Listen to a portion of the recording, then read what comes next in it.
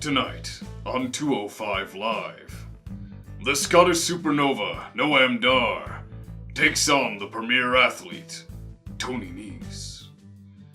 And for the main event, Cedric Alexander faces down Hideo Itami for the last spot in the Royal Rumble.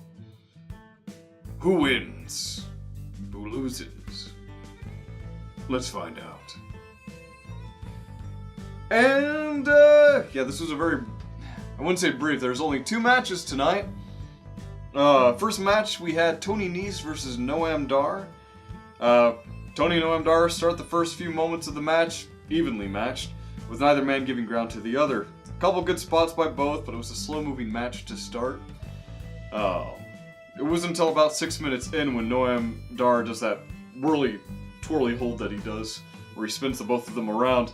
Nese goes out of the ring to regain his balance, so Noam goes after him, but is assaulted by Tony when Dar tries to get back into the ring.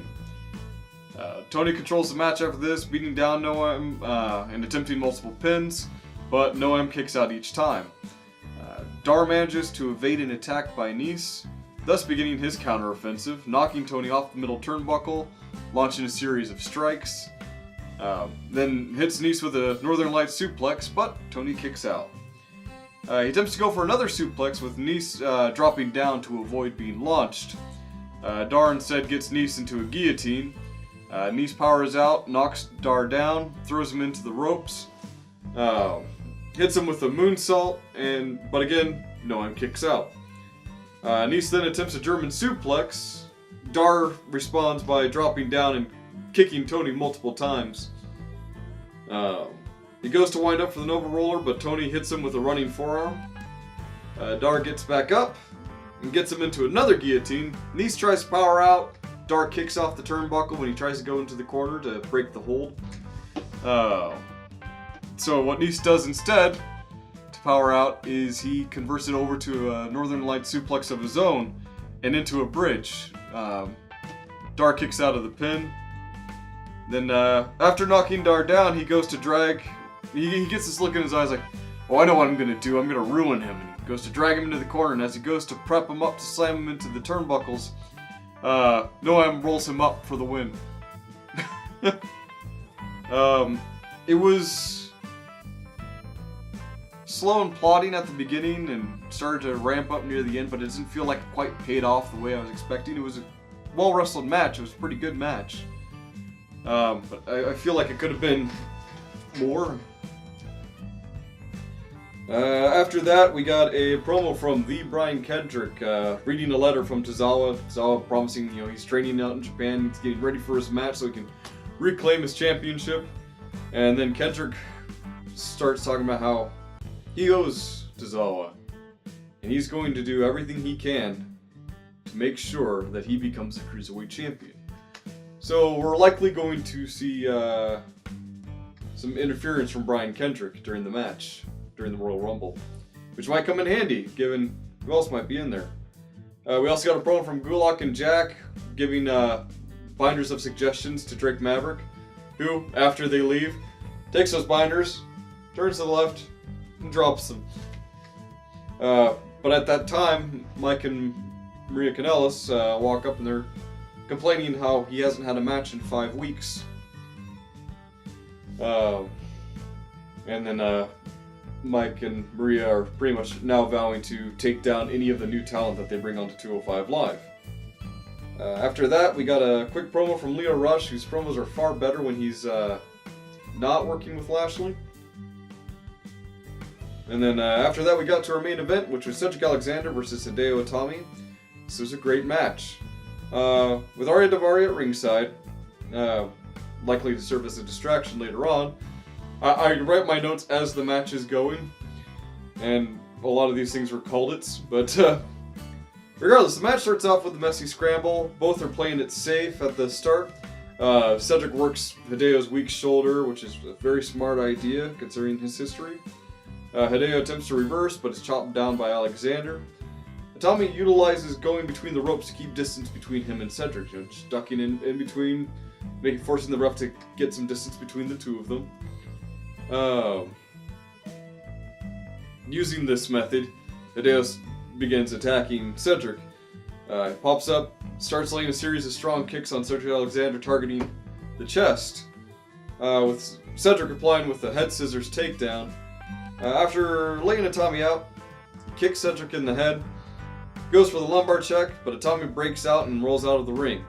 Daivari distracts Cedric, and while the ref is distracted, hits Cedric with a clothesline outside the ring. This gives Itami time to stomp on Cedric, working him outside the ring until he's pulled back into it. He goes for the pin, Alexander kicks out at 1, Itami starts laying out heavy kicks on Cedric's back, essentially weakening him so he can't use some of his more dramatic maneuvers. Match goes into a back and forth battle with Cedric hitting him with a flatliner. He tried to go for the lumbar check, but is too worn down by Itami's kicks. Hideo breaks free and is later hit with a neuralizer. Itami returns the favor by hitting him with a drop kick, a suplex, goes for the pin. Cedric again kicks out. Cedric goes to charge Hideo in the corner, but Itami hits Cedric with a neck breaker on the top rope, and grabbing him by the neck and then slamming him down on the top rope. Cedric begins to counter, hits him with the neuralizer, and then goes for the pin, and Itami again kicks out.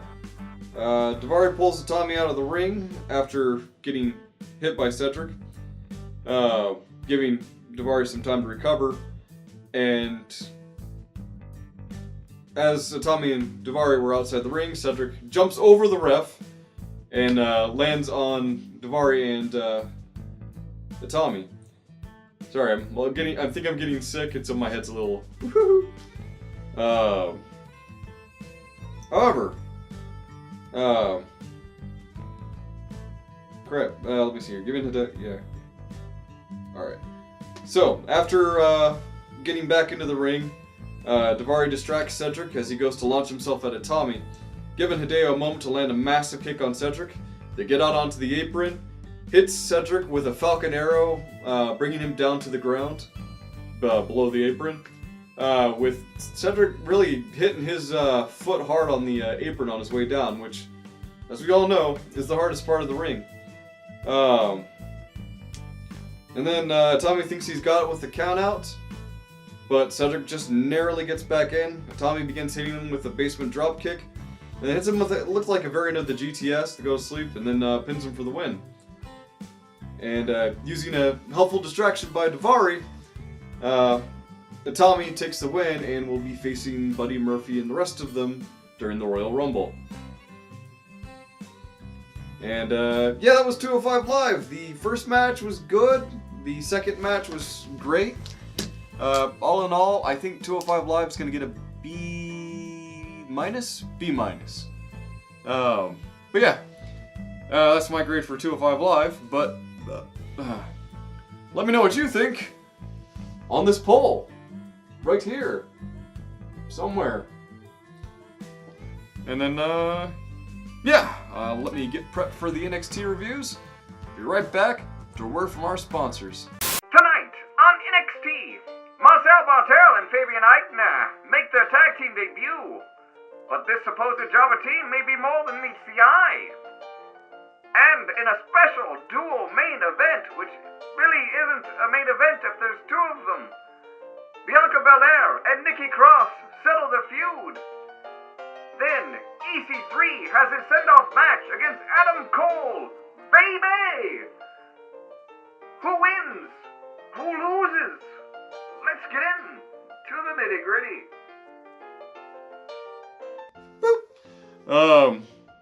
We actually start off NXT with Johnny Gargano stepping out to address the crowd about what lies in his future, and discusses facing off with Rico Chet. Calls him out. Oh yeah.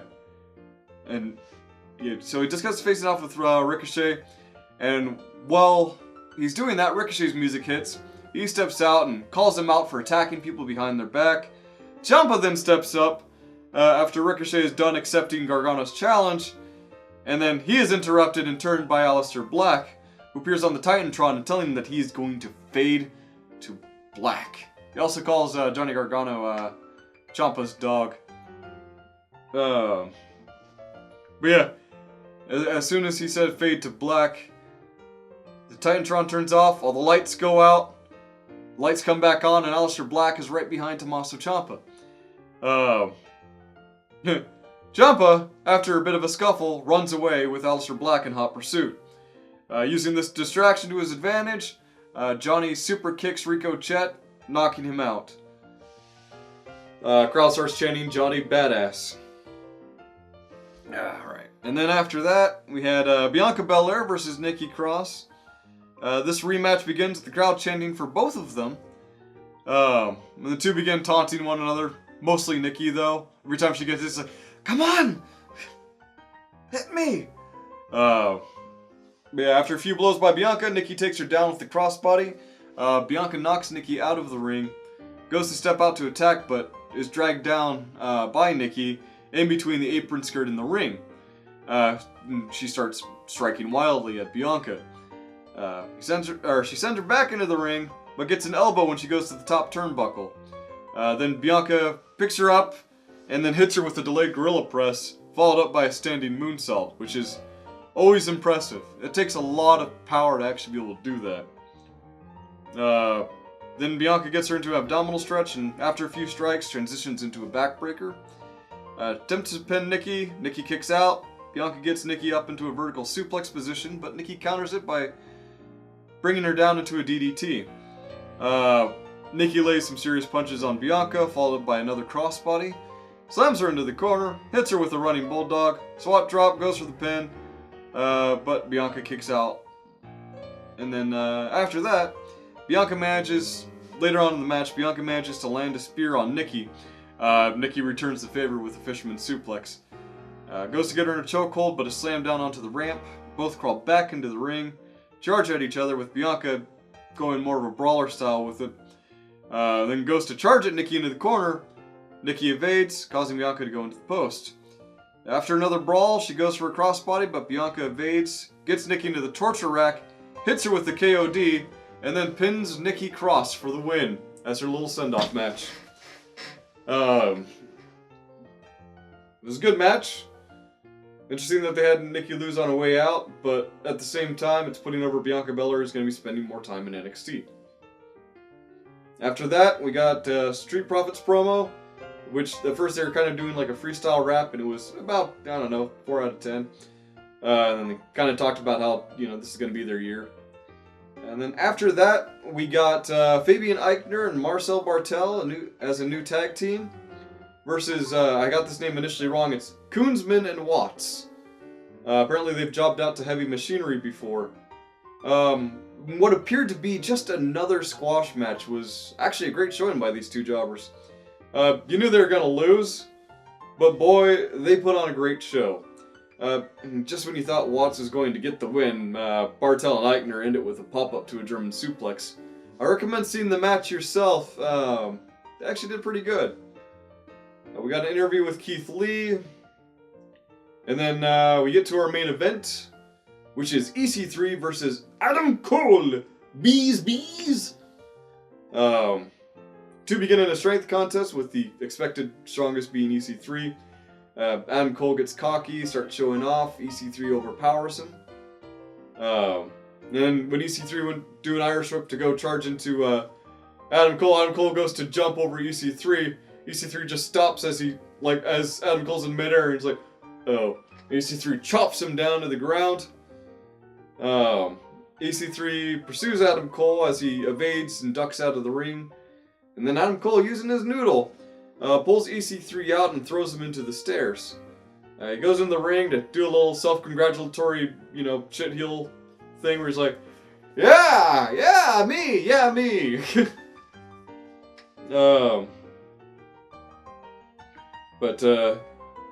Yeah. After that, he pulls EC3 back in to kick him into the corner. EC3 gets his offense back on, and after Cole tries to suplex him out of the ring, EC3 reverses it into a suplex off the bottom rope. After this, EC3 kind of controls the match for the next few minutes, only getting reversed when Cole pulled a neck breaker on EC3 over the top rope. Adam Cole keeps trying to pin EC3, but is unable to keep him down. Adam Cole misses his first attempt at the last shot. Funny. EC3 hits him with a suplex, a clothesline, goes for the, and then gets Adam Cole back up. Cole slams EC3 into the ground. Brainbuster tries to get EC3 into an armbar. EC3 manages to struggle his way out of it, picking up Adam Cole with one arm and then, or I think with both arms actually, and then slamming him back down to the ground. But at this moment, the Undisputed Era decides to get involved, distracts EC3, who proceeds to knock all three of them out. But this gave Adam Cole the time that he needed to hit EC3 with a super kick. EC3 gets down on his knees after getting hit with that. Adam Cole whips off, hits him with the last shot, and then pins EC3 for the win. So it seems Undisputed Era is going to be staying in NXT for a little while more. We'll see how long this will run its course. After the match, they try to beat up EC3, but are interrupted by none other than the War Raiders. War Raiders. What wars do they raid? War Raiders take on all four of them and win. This leads to the Undisputed Era retreating and the War Raiders standing triumphant in the ring. All in all, this was a pretty solid NXT. I'm gonna give it a B. I'm gonna give it a B.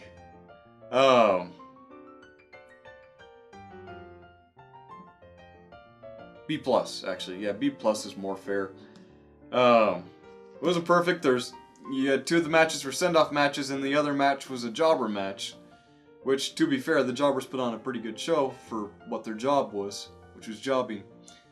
But yeah, and then again, there's a poll up here. Let me know what you think. I can't put pluses or minuses, so if you want to go into more description, please leave a comment down below. Also hit like, dislike, hit subscribe. Let us know what you think. Let me know what you think. Follow us on Twitter, down in the description. And then, yeah. This has been Real Honesty without Jonn Ritland. I am not Jonn Ritland. I am the Derbinator. And you have a great night.